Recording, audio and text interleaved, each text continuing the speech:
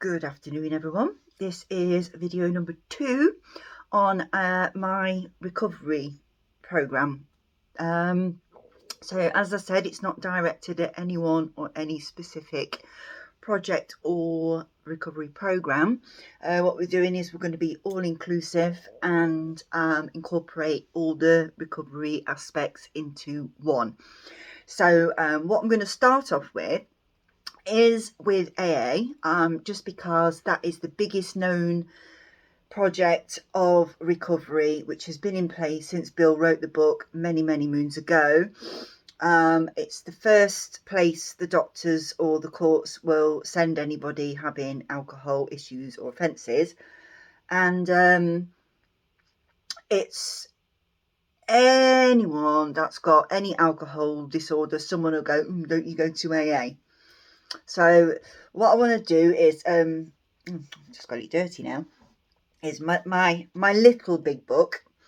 So this is the compressed version, so I don't have to carry the whole massive big book round in my handbag every day.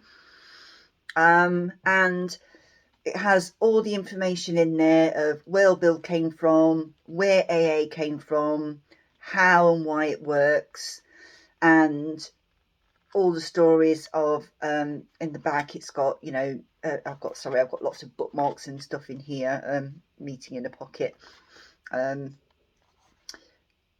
So what I'm going to do to you today is I'm just going to read a passage which is a norm for an AA meeting. I'm not breaking confidentiality or anonymity by reading this because it is in the book, it is published. So my bookmark is also the 3rd step prayer and the 7th step prayer. So we're going to read how it works. So on a meeting, as AA, those who've never been to AA, if you feel you need support and there's an AA meeting near you, please don't be scared. I was shitting my pants when I first went to my AA meeting.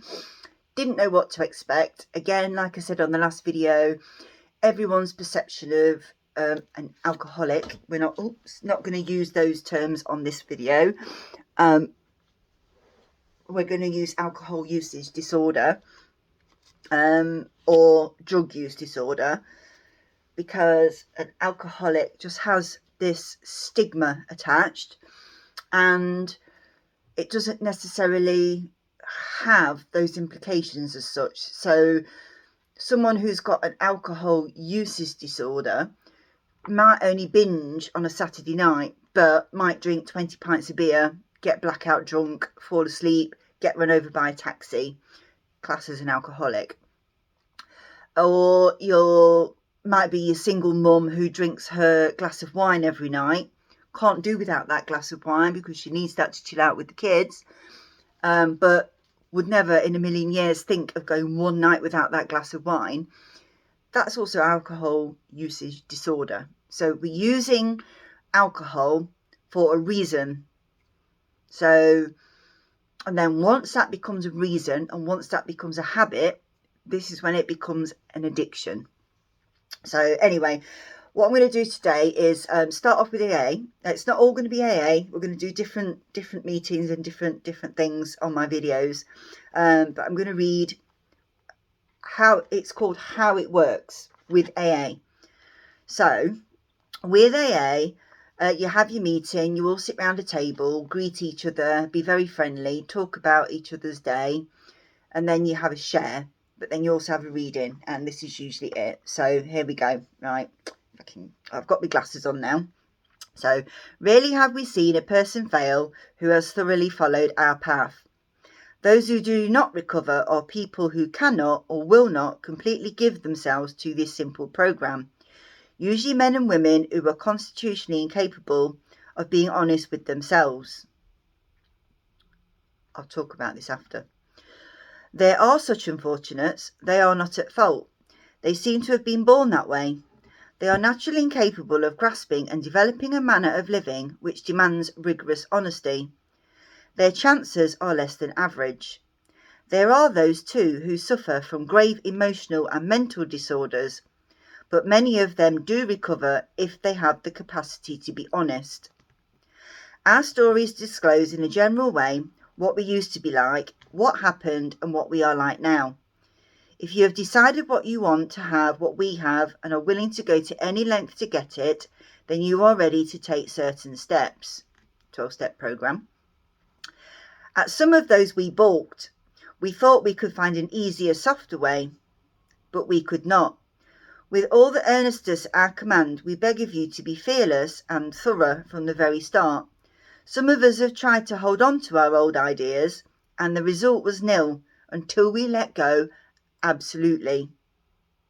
That goes in all of them. Remember that we deal with alcohol, cunning, baffling, and powerful. Without help, it is too much for us, but there is one who has the all power, and that one is God. May you find him now. Half measures evaded us nothing. We stood at the turning point. We asked his protection and care with complete abandon. Here are the steps we took.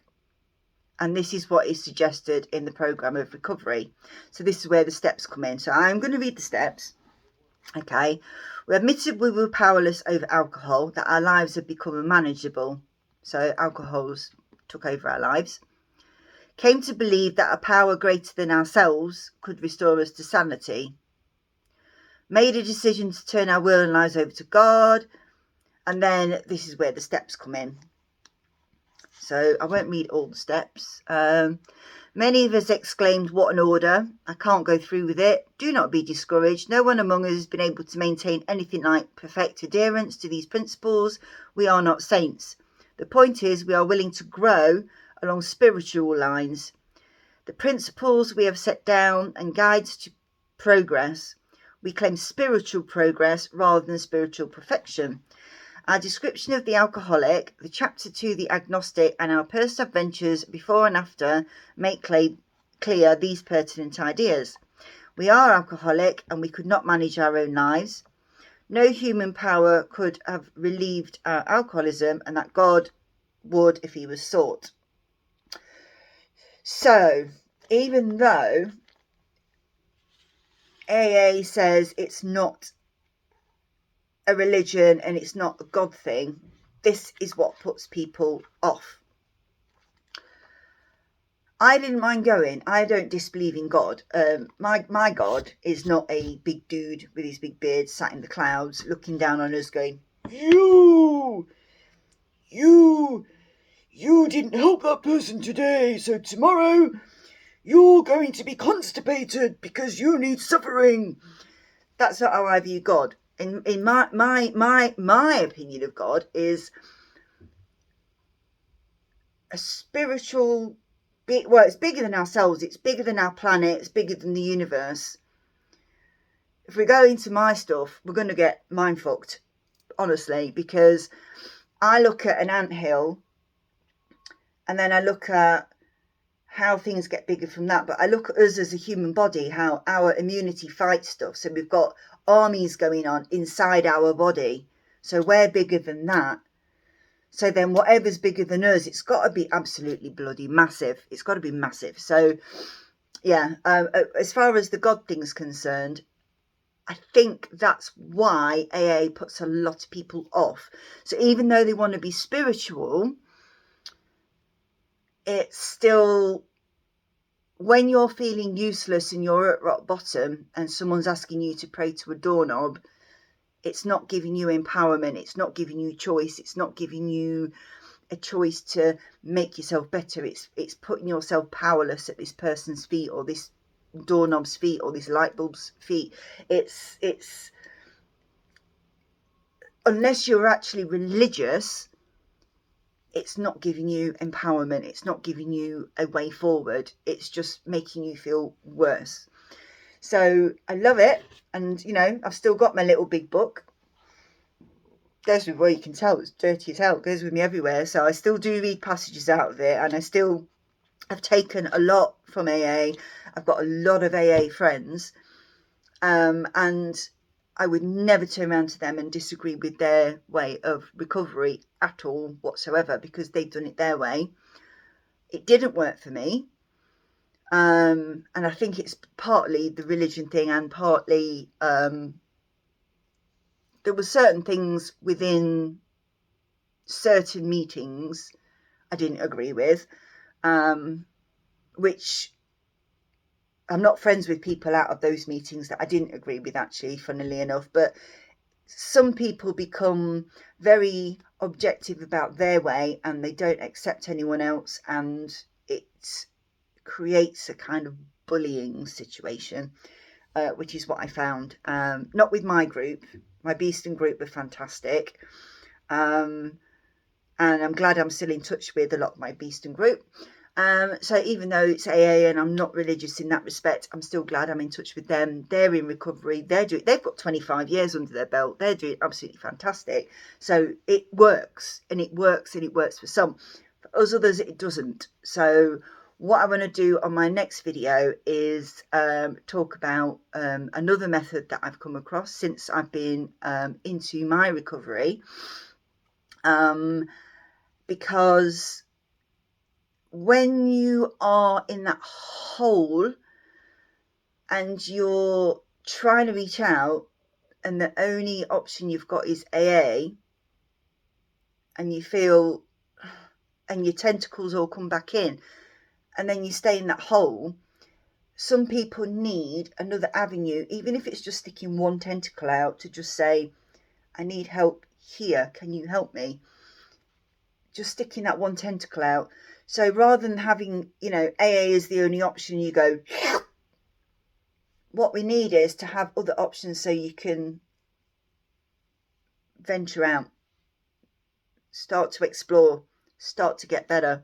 And when this finally happens, when this actually starts to happen, and doctors and the police and the courts and the system starts to incorporate all of the recovery programs, this is when things will get better.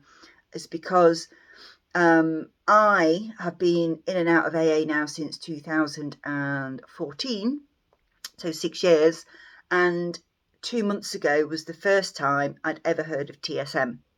And that is what I'm going to talk about on my next video, is TSM, because it needs to be talked about, it needs to be explored.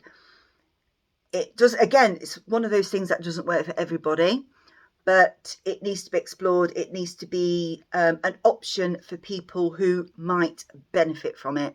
And this is what we need. We need options. We don't need just go to AA or go to jail. And they go, I don't want AA, I'm not religious, so they go to jail, and then they come out and they reoffend and they relapse, and you do all that kind of thing. This is what we're trying to prevent. So today was my little thing on AA. I love AA, the companionship, the comradeship, everything. When I was there, it was lovely. I'm glad I'm still friends with the few that I am with, and you three know who you are.